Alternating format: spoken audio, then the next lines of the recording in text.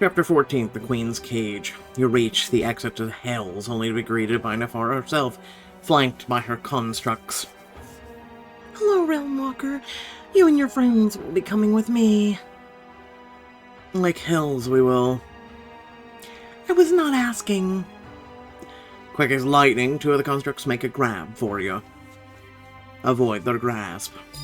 You twist out the construct's way with ease, their hands grabbing air and sending them stumbling into one another. You know how Realm Walkers are so slippery. Enough, Nefara. Roiling in shadows, Valley springs at the High Queen while the constructs flood through the door surrounding you and the rest of your party. The only way out is through. Can't say I'm a fan of these odds. It's not as though we have much of a choice. Am I the only one here with any sense of self-preservation left? Dude, you're already dead, it doesn't matter. This is self-preservation. I need to burn them all. Order them away. Burn them all. You close your eyes for an instant, willing your body to twist and grow into an enormous, scaly beast. You release a torrent of flames, setting all constructs in front of you on blaze. Out of our way. Ah! You whip around as Valak's scream pierces the air. Nefara holds Valak aloft, her arm twisting in an unnatural angle.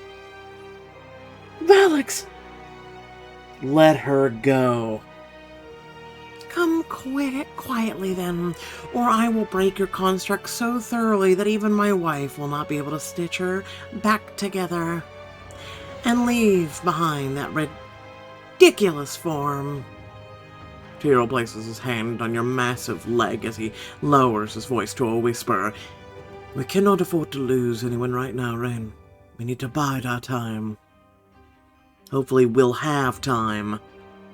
But you force yourself to stifle the literal fire inside you as you shrink back to your usual form and follow the High Queen through the door. You're bound and brought to a throne room so bright you can barely see. Great. Well, we made it to the Palace of the Gods. The ceiling looks like a series of white panels until it begins to move. Hundreds, no, thousands of moths flutter there, seeking out of the light's white heat, only to burn over and over again. This must be why they call it the City of Moths. Nefara takes a seat on her throne, staring down at each and one of you with a mixture of glee and contempt. It was very kind of you, children, to make your way to me at this time, especially after poor Atar's unfortunate end. Unfortunate you killed them. If you want to find the true cause of their destruction, you only need look in the mirror, Realm Walker. I hope your companions can see that now, for I have an opportunity for all of you. We're not interested. Wait until you hear what I have to say, you see. I have prepared a ritual that allows 5 to ascend, but without Atar, I am 1 shy. I could simply reduce the number, but why waste time when each of you, 7, has potential to become a god of the world we will build above? Yeah, until, one of them disagrees with you and you kill them. You'll answer around relieved to see no one volunteering. Very well. I've been wanting to get to know you all better after all. Why don't we speak privately? She needs someone willing to go with her. Interesting. With a gesture of her hand, she raises you off the ground and floats you to the foot of her throne. What do you say, Realm Walker? Do you want to be a god? Nefara, never in a million years. I assumed as much. But even if you had said yes, I would have denied you. I am very much looking forward to obliterating you on my way out of this place. Why bring me over here, then? How naive you are, little Realm Walker. This is not for your benefit. This is for theirs. She turns you around with her magic. You see your party looking up at you from the bottom of the steps. They're watching watching you, wondering if you'll abandon them, and the moment they start to doubt you, they'll turn on you. My friends wouldn't. Navara tosses you away with a gesture, while Imtara gets swept up only to be thrown back almost instantly. Oh, they don't like the orcs, huh? I don't think she knew what to make of me, or half a dozen orcish swears I called her. I adore you more every second we're together. If I'd known all it took was a little blasphemy to get you going, I would have exploited it sooner. It's not that. I'm just impressed. You told a god to screw off right in her face. She's no god of mine.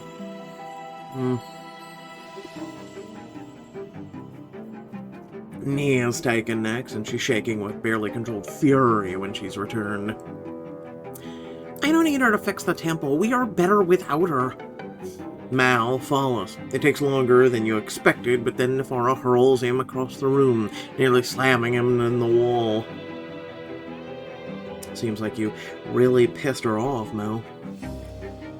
No one talks about my mother that way or my friends. Alex's conversation with Nefara is long and quiet, and she's placed with surprising gentleness back down beside her. Please don't ask. I don't wish to talk about it. Then Nefara lifts up Aaron, and you all watch him go, nervous energy spreading out between you. You know that boy is going to accept her offer, yes? Aaron wouldn't do that. You sure about that, Rain? He did try to take over the world. He has betrayed us twice before. That was before. Now he has a support system. Now he has friends. Now he has us. I'm not sure that will be enough, not for someone like him. Have some faith in Princeling, elf boy. I think he's gonna surprise us. You fall silent as Aaron is floated back to him and Tyrell is snatched up. You're all strangely quiet. Did something... Oh. You all thought I would take the deal, didn't you? Aaron? You know, why don't you just tell him the truth? No, it's alright. Understand. My past behavior gave you a little reason to expect otherwise. Then, a sudden feeling of unease overtakes you as you look back to where Nefara is speaking with Tyrell. You close your eyes and try to push your mind a little farther forward in time, second by second, until... Tyrell appears before you in the same opulent room, his voice deep and regretful. Sometimes the good of many, Rain, is more important than the needs of a few. You gasp as you snack back to reality, only see Tyrell being placed on his feet, the binds around his wrists removed. No. And you all thought Princeling.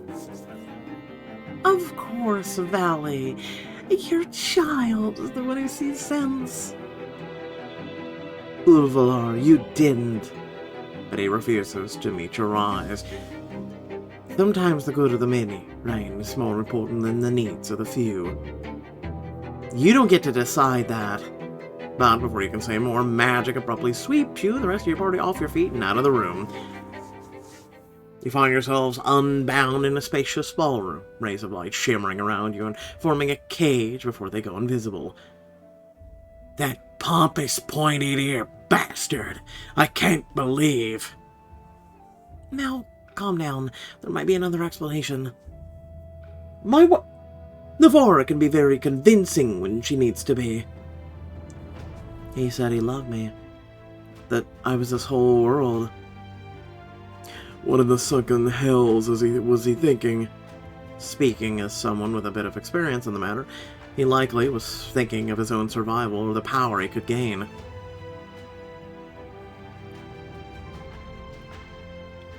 I'm not gonna give up on Tyrell just because of a second of doubt.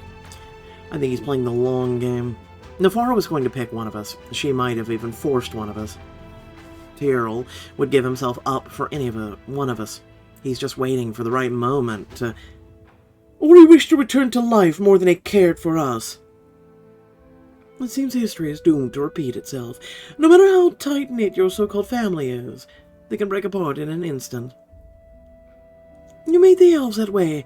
You told them to bend the knee to her, to sacrifice everything for her. You expect a shouting match to ensue, but there's just a pained silence. After a moment, Valley speaks, seemingly calm again. If we wish to stop Nefari, we must speak with Bakshi. If Bakshi's even still alive. It has been some time since I saw the twins. Perhaps they could be persuaded. We shall need all the help we can get. Then let's figure out how the hells we could get out of here. But neither blade, nor bolt, nor spell seems to make a din, the strange surface absorbing every blow with an all-too merry bell-like sound. We need to think smaller. You close your eyes and imagine yourself shrinking smaller and smaller into the tiniest creature you can think of. Now, let's see if I can wiggle under this. But the moment your tiny mouse nose touches the edge of the cave, a spark leaps out, jolting you and poofing you back into normal form. Well, I guess that answers that. Well, I guess no, don't do malice. Actually, what is Wallace and Ashy? You lean against the wall while Mal, Valix, Valley, and Nia continue to strike at the cage. Moments later, you're joined by Imtora and Aaron. I got this, Princeling. You go help the others. I'm staying right here with Rain because I didn't betray her. You sound like you're reassuring yourself. Maybe I am. He stares in the distance for a moment, frowning. Is this how you felt after I betrayed you? Hurt, angry, helpless? I felt the same way. Like a hole that opened up in my body that would never fully close. It's like I'm exposed, vulnerable even. I hate it. Give it time. That feeling will get better, especially if you talk about it. That's gracious of you, Lanrat. I think we could all use a little grace right now. Well, I think if we're going to try and win the twins over, we need to figure out how to appeal to them, and the answers are right here. She tilts her head up towards the large bookcase just within the confines of your cage. All the gods' history is ours for the reading. You like books, don't you, Princeling? There are a few facts I told you back then that were fully true. Reading has always been my escape. Not even my mother can ruin that. That's the other reason I think with you'd be good for this. We both know a thing or two about royally messed up families, and that's what the gods are. I would very much be of assistance, if I can be. What do you say, Rain? Want to join us on a quest of knowledge?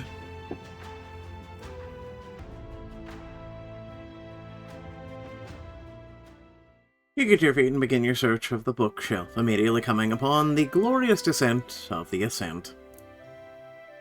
It's a pun. I never took them for a pun culture.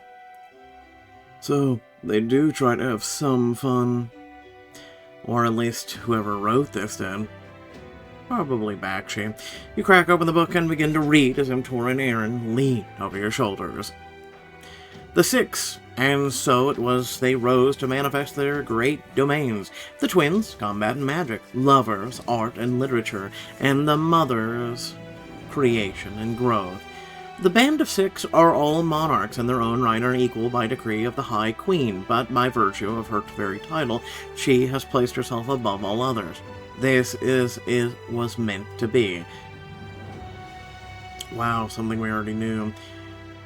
They were doing surprisingly well until the end there. I think the important part is that they openly said she put herself above the others. They knew it was her by choice, not just the way it is. Nefara seems a lot like my mother at times. At least 70% more evil, though. Forcibly uniting the clans is about on the same level as forcibly taking leadership of all the gods. And how did you feel with that? Running mostly. That's how we met, remember? Reading this, I'm not at all surprised that my mother thought she and Nefara would get along, though my mother is quite subtle in comparison. Not sure you knew your mother long enough to have developed a strategy for dealing with her, but what about your dad? I mostly hid, nursed a grudge against him. I dealt with Baldar the same way. So let's say Nefara treats the twins the same way your parents treated you. I think they're...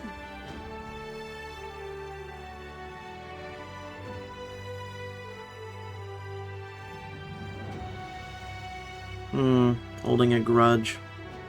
It wouldn't surprise me if all the gods had secret grudges of some kind. They've been stuck together for far too long. But there doesn't seem to be any animosity between Nithrix and Midas. They're a solid unit. That you know of. Which means if we can convince one, then we convince them both. You return to the book, skipping further down the page. Queen Navara considers herself a mediator, but there have been times she has been required to take charge of a situation and enforce her decisions. One such incident was the creation of the Watcher, for the High Queen realized that the only way to imbue him with the power to maintain the barrier would be for all the gods to sacrifice themselves. The other gods initially disagreed with this, but the High Queen's logic is unassailable, and so they were forced to concede. Wow. Even the propaganda is struggling to make her sound like she was right in the right. This just confirms the gods aren't a united front. Maybe it's time to remind the others of all the things Navara's forced them into. We don't even know if the rest of the gods wanted to divide in the realms. Let's try not to get too bogged down in that. No point in letting past disagreements sully the now. Sully the now. The now is pretty solid. One of their own is gone forever. In their eyes, it was nothing. I can't argue with that. It just put us at a disadvantage.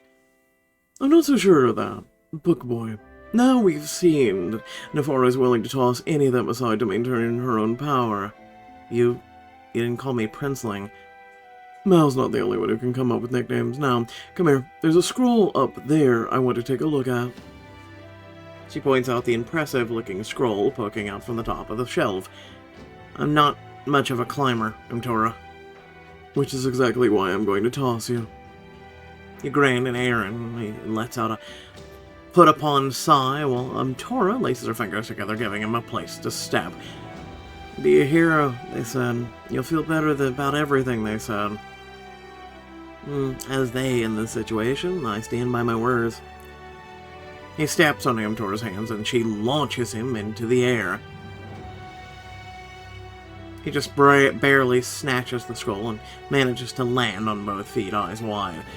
See, that wasn't so bad. Agree to disagree.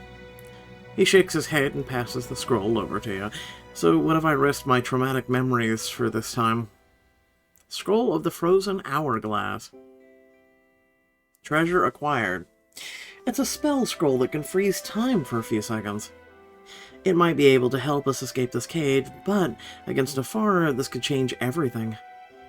Not sure we're gonna get much more from these books. We should probably go and see if we can help the others before they hurt themselves. If we must. Can I talk to you privately, Umtora or Aram? Umtora. I don't know too much about private, Landrat.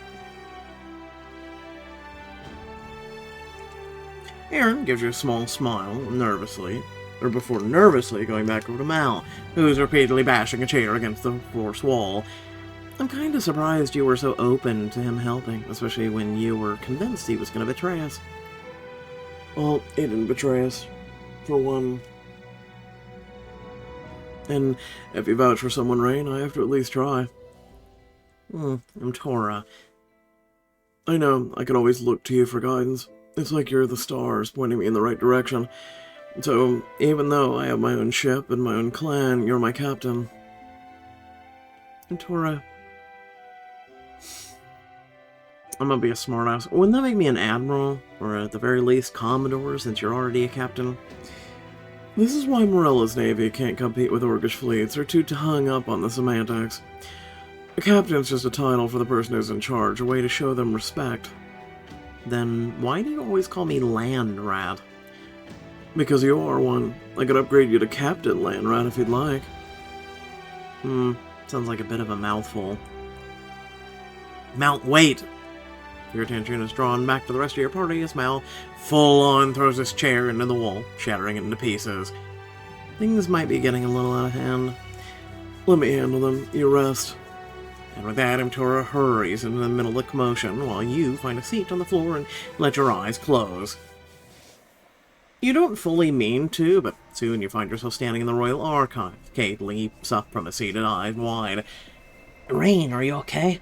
Last time you were here, you just disappeared all of a sudden. I'm sorry about that. I was overwhelmed. I know you were trying to help me with what you were saying, but I couldn't handle it at the time. Oh, Rain, I didn't mean to make things worse. You didn't. I actually wound up talking to everyone about how I was feeling, and they stepped up to help. Not that it mattered in the end, we still got captured by Nefara. What? Yeah, she strapped us in some impenetrable cage right now. Pretty sure it's only a matter of time before she destroys us. Not if you destroy her first. But we still don't have a clue on how to do that, and we're almost out of time. Lucky for you, I got a dwarven text that says the only way to destroy an old god is to channel more power into them than they can hold. But I think the only ones with the amount of power are, well, other gods. Then Valley's right. We need to win over the others if we're going to beat Nefara. This is amazing, Kate. Thank you. Don't thank me. Thank my fiancé. Before you can answer, your connection is abruptly severed by a thundering voice. Enough! Nithric stands outside the cage while Midas hovers in the doorway, not even looking at you. She has enough to deal with, and you're making it worse. Can your sister not speak for herself, Nithrix, or is this cage too hard for her to maintain? Kate's info still ringing in your ears, you rush to the edge of the cage, getting between Nithrix and the others before anything can escalate. Sorry, we didn't know. You quickly look across your companions, reassuring them, while Nithrix eyes you warily, even as some of the anger drains away. What were you doing, anyway? We were trying to get your attention, and it looks like it worked. You could have simply shouted. Midas could have ignored that. He's super protective of his sister, gotta remember that. You didn't figure that out till now? I'm sorry again about the cage, I didn't realize maintaining her magic hurt her. Normally it wouldn't, but she just lost her best friend, and she's still holding up the whole world down here for you people. And no one ever gives her any credit. Wow, that seems unfair. Life isn't fair, Realm Walker. I figured you'd know that. Most mortals seem to learn that quickly. He's true. He is right. It is true. But you're gods. And as gods, we have responsibilities. I'm sorry, Nithrix. I know it might not mean much coming from someone who will be gone soon, but I am sorry. Don't worry too much about the going. It'll be quick. Your bodies are an important part of the ritual.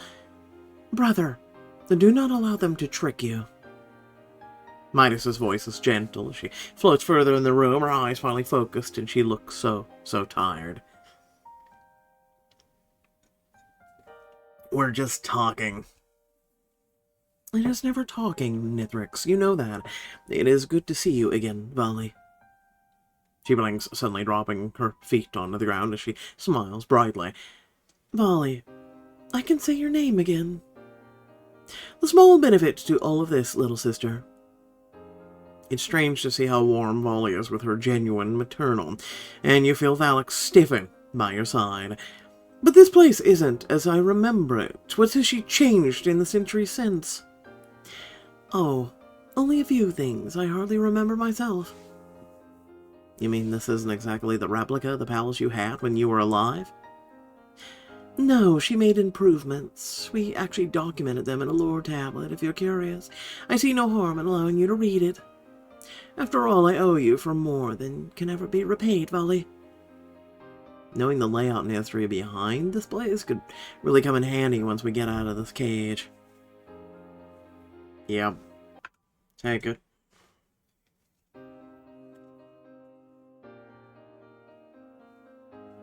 With a wave of Midas's hand, a lore tablet drops into your hands.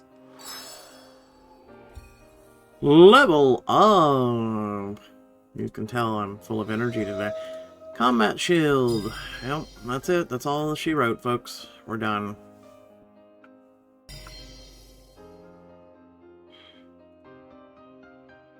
No more EXP, no more notifications. Nope, never mind. Damn it. I thought it would go away. Well, let's see what secrets this place has. And so begins the reading. Construction! The Palace of Light was first erected in the part of the world below, now known as El Halles.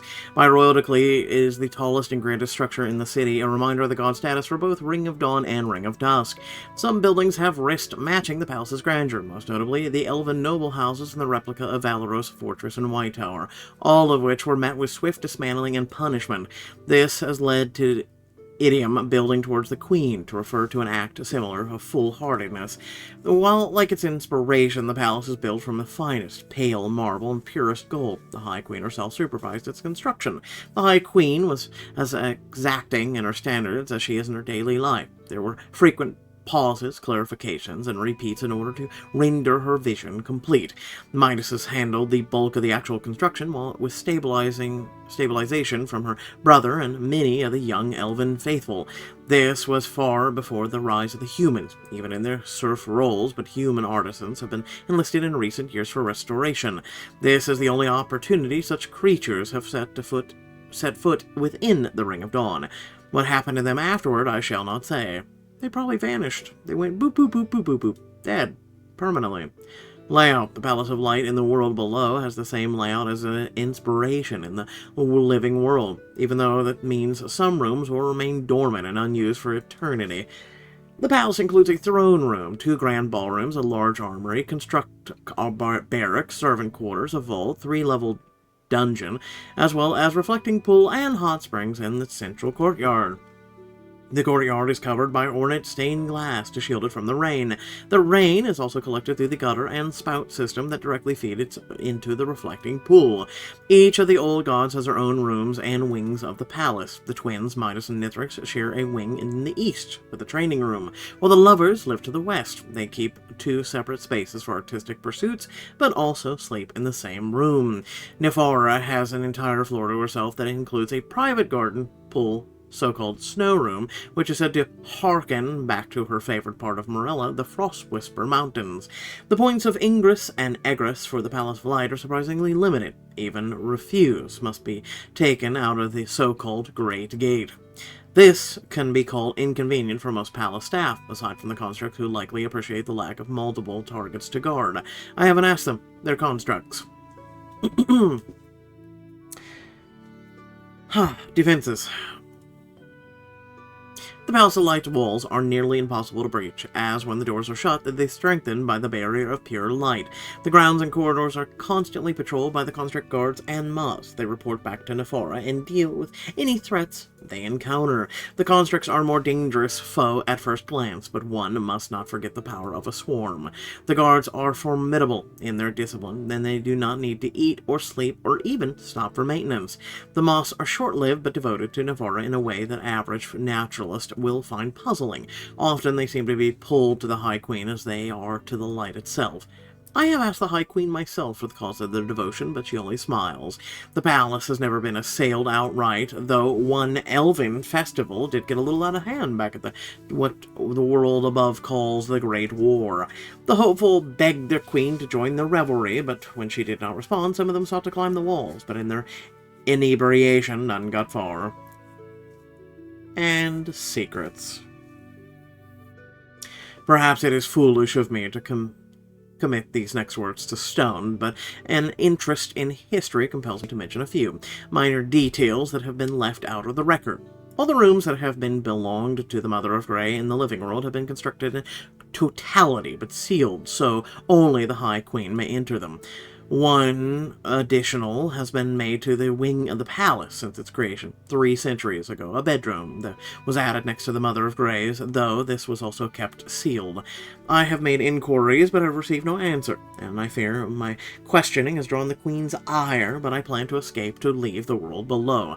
In the throne room, hidden under the High Queen and her maw's watchful eyes, lays an exit from this palace, the only exit from this place. I leave this note in the hope that if I fail, some may follow me. Resist the tyrant, friends. Resist, for if you don't, no one else will. And nothing else. And that's the final tablet. They are all complete.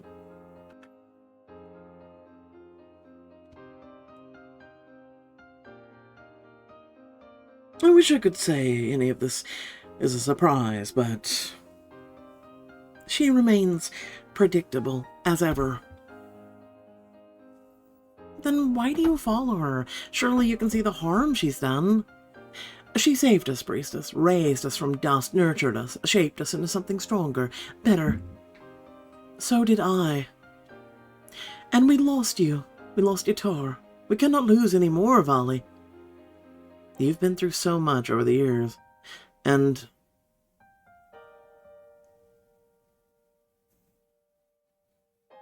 Nefara is the one to blame. She is not perfect, but she's family. And what about Vali? Itar? They were your family too, weren't they? Yes, they were. Take it from someone who knows, Midas. Family isn't supposed to hurt you like Nefara has. They aren't supposed to control you. The love and care you and Nithrix have for each other, that's what family is meant to be. Midas winces suddenly, and Nithrix steadies her with a hand on her shoulder as she rubs at her temples. I mean, don't you miss your sister, Nithrix? I'm right here. I'm not sure standing in the corner of the room zoning out counts. You're so tired all the time, sister. You struggle to talk. I cannot even remember the last time I heard you laugh. Midas.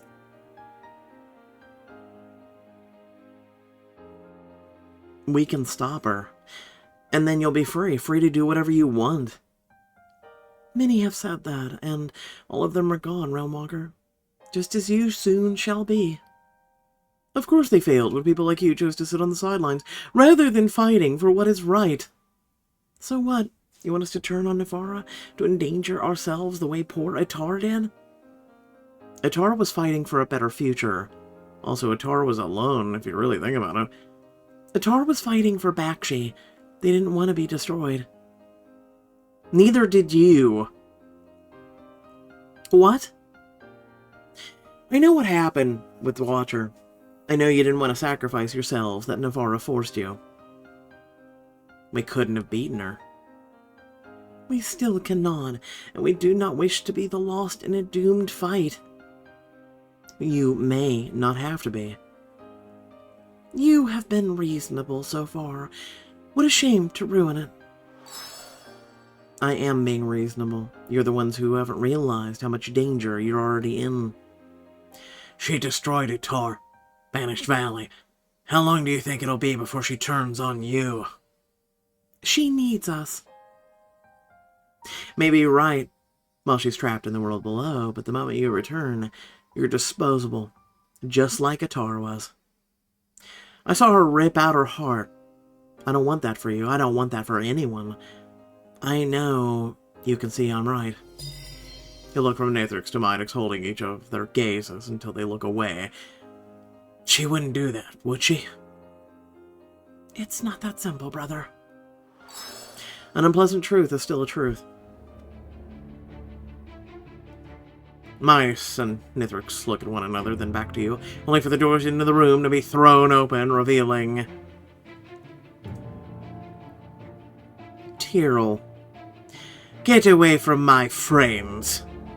His spectral sword is already gleaming with flaming light as he draws it back, ready to swing right for Midas. Tyrell, get us out of here. But, as he takes a swing, Nithrix springs forward to block him. He sweeps Tyrell's legs and pins him to the ground, blade at his neck. Don't you ever threaten my sister again. Especially when I'm about to do this. Midas smiles as she makes the Force cage disappear, and a moment later, Nithrax sheathes the sword and pulls Tyrell back onto his feet. Hang on, you're helping us? Ill-fated as your mission may be, seeing your elven friend face certain death for you. I'm the death? Thank you, brother. Very helpful. People are devoted to you, Rain. There was a time we felt that same devotion for Navara, but no longer. All of us against her. It'll be a fight for the ages. But as you go to respond, you catch sight of Tyrrell disappearing in the hallways. Shoulders hunched. Tyrrell, wait. You step into the regal hall to find Tyrrell standing off to the side, gazing up at one of the statues.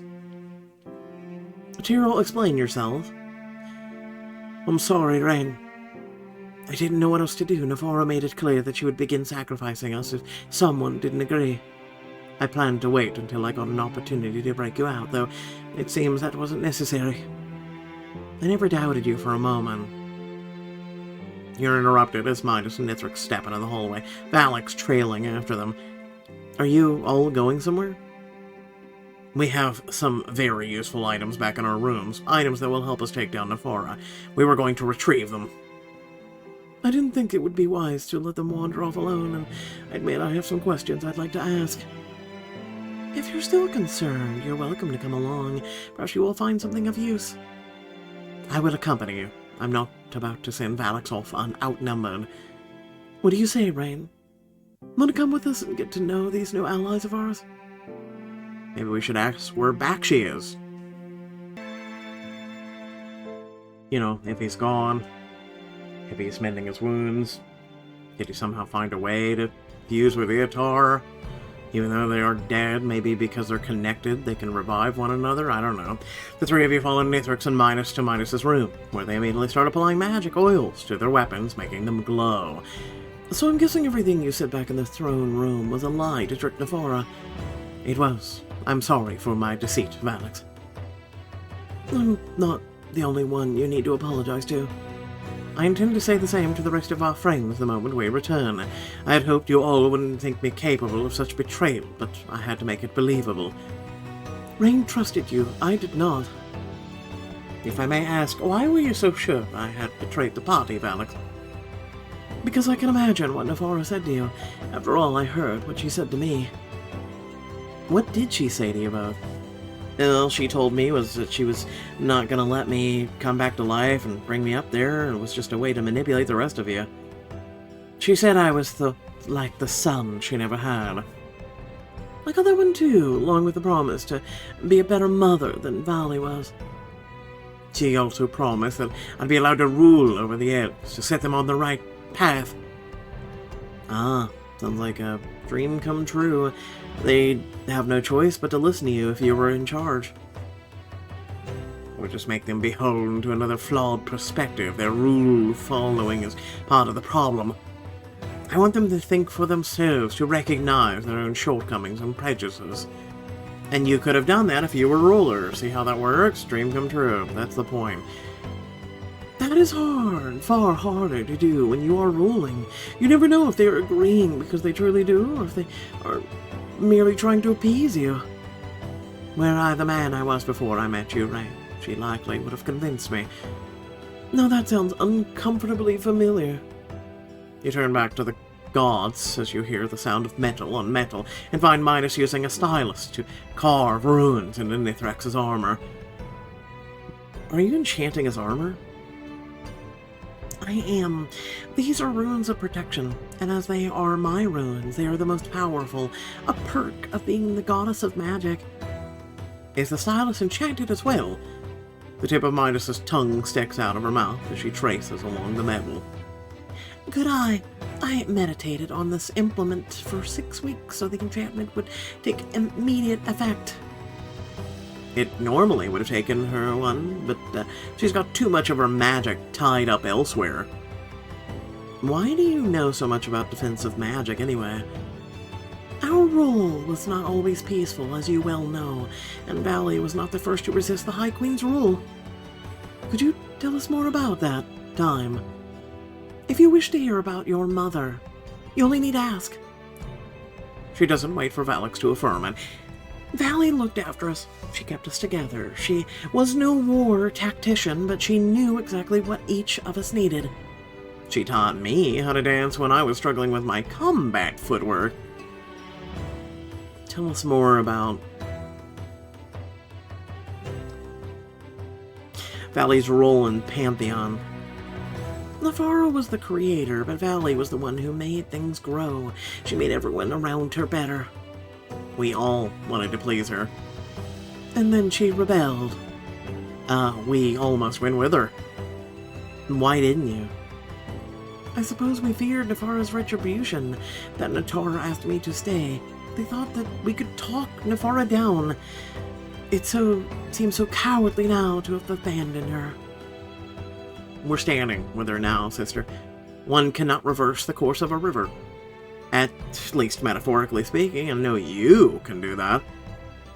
I wish she would have told me some of this herself. There is time yet, and while it may not be my place to say, it is clear to me how deeply she cares for you, Valix. Thank you, Midas. Valix turns towards the window, eyes far away, while Tyrrell steps closer. If you don't mind me asking, what is it that you intend to do after all this is over? Tyrrell, they just joined with us. I'm not sure they've thought. Go drinking. I think they were looking for the big picture, answer brother. Otherwise, I'd say take a nap. I'm not sure our future is entirely our decision. Midas draws her last rune and spins the stylus around in her hand and offers it to you. It's a wand. You're giving this to me? There's one charge left. Simply set your intention, draw your rune, and my magic shall come behind it. Thank you, Midas, but how will I know when to use it? These things have a way of making themselves known. Basically, when the writers tell us to. I suggest you do it when your enemies are very close. Is there anything else?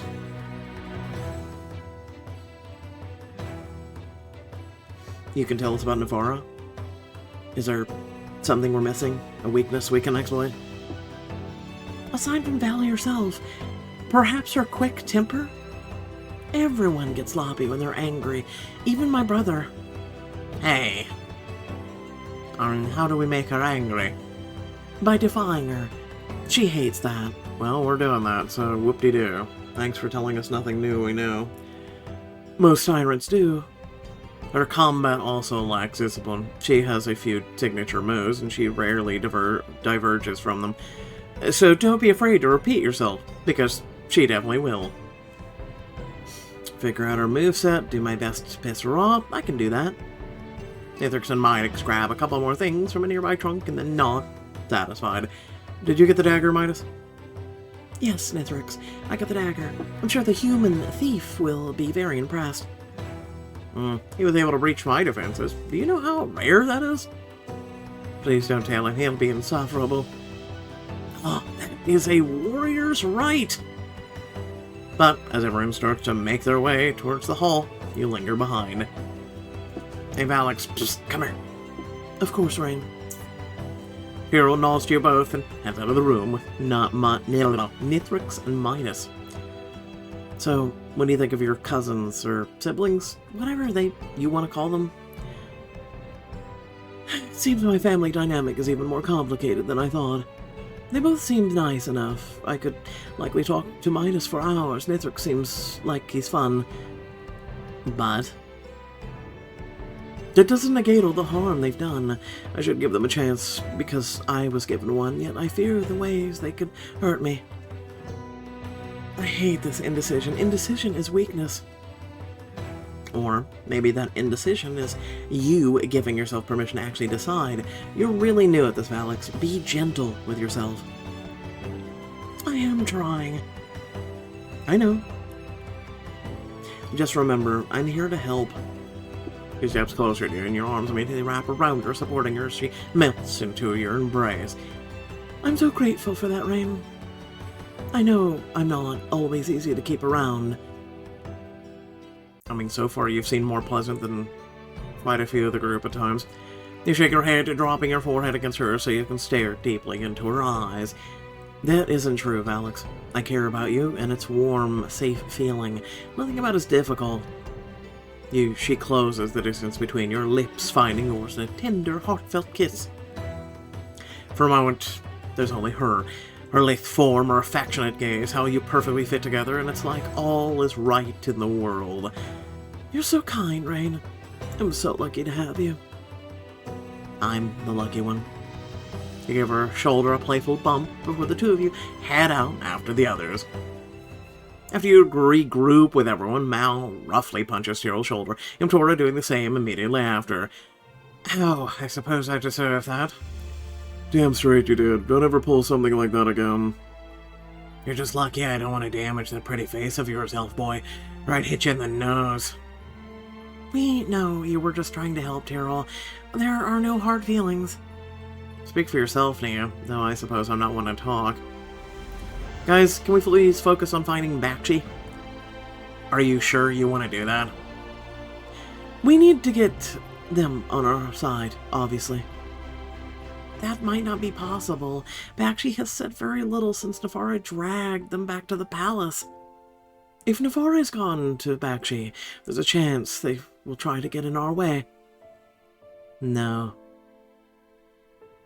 Bakshi just needs a guiding hand and light.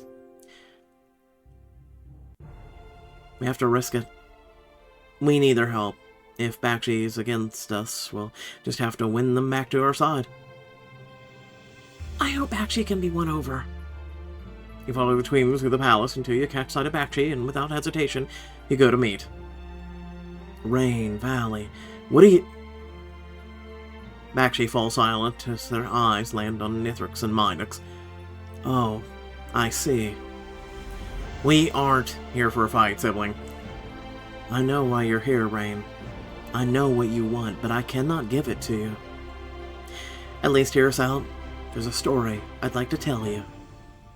The sorrow doesn't totally abate from their face, but there's a sparkle of warmth in their eyes. It's a story about the importance of every soldier.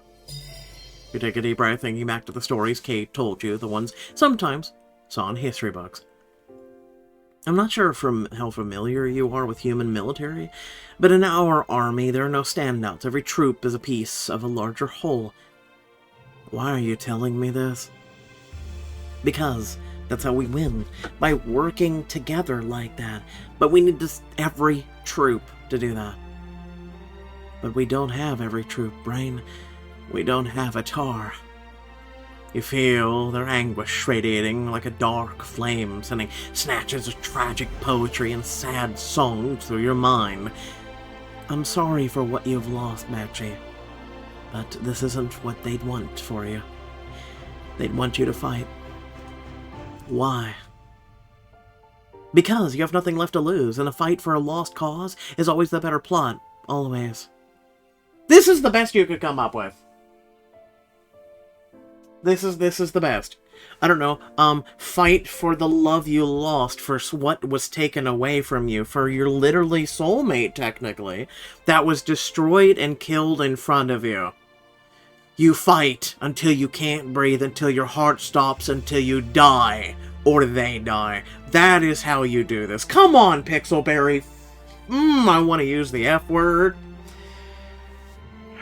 Better writing, dude. Listen, if you're listening right now, let me know if that would have motivated you. Seriously. I bet you it did. The god of love stares at you for a long while, unreadable, but then you feel the power building around Bakshi, strong and menacing. Bakshi, don't die. You wait for the words to take effect, but for you and your friends to drop like flies, but all you hear is a pained gasp from behind you. The construct that was sneaking up on you collapses to the ground with an unnerving squelch, and Bakshi gives you a smile. Well then, Rain, how about we end the story once and for all? Could we please? The writing's really gone downhill since, the past book. Anyway, without further ado, thank you all for watching. Please remember to like, share, and subscribe. Without further ado, let me know how you're doing today. Right? Today was a, holiday and all that for some of you. Not all of us celebrate it. For me, I'm at this point, I've just, I do it for my two brothers that I take care of. right? They're nonverbal special ed, you know, things like that. But long story short is I take care of them and I care for them, right? And so, you know, I still got to try and make it a magical day for them to the best of my abilities. So, yeah, no, today otherwise was super disheartening, sad, and the whole nine yards. I needed to take a nap to kind of keep going to do choices. So, yeah, no, just being honest with you, right? That's my day. So please consider letting me know how your days are. Knowing your days are brighter than mine and whatnot, and you sharing your tales with me is something that actually brightens my day. And hey, if you don't want to share that, then share your opinion of the chapter, and the story and my reading and I don't know, you know, sort of things like that. Like I said, it just come on, man. That wouldn't have motivated like anyone. That little reason why. Um, I'm like, as a person who has lost many people in my life, me, like, I don't care who it is. I don't even need to know you. If I see you in trouble, I'm one of those people who runs towards the fight. Right? Like, to try and put an end to it, but I've always been one of those people that if I see someone being hurt, being taken advantage of, whatnot, and I know this is something rare in this day and age, I'm a person that will run and try and stop them, and I've always succeeded. I know there will be a day that I can't or won't, right? For whatever reason. But I will until, like I said, my dying breath, until my heart stops. I will literally and figuratively keep trying. If I see someone in need, I will continue to try helping them. That's just always been the person I am. And part of it is because of the pain of loss. Of making sure someone else does not lose someone on my watch. That has always been me. Because I know that feeling all too well. So, anyway, thanks for watching. Catch y'all later. Peace out.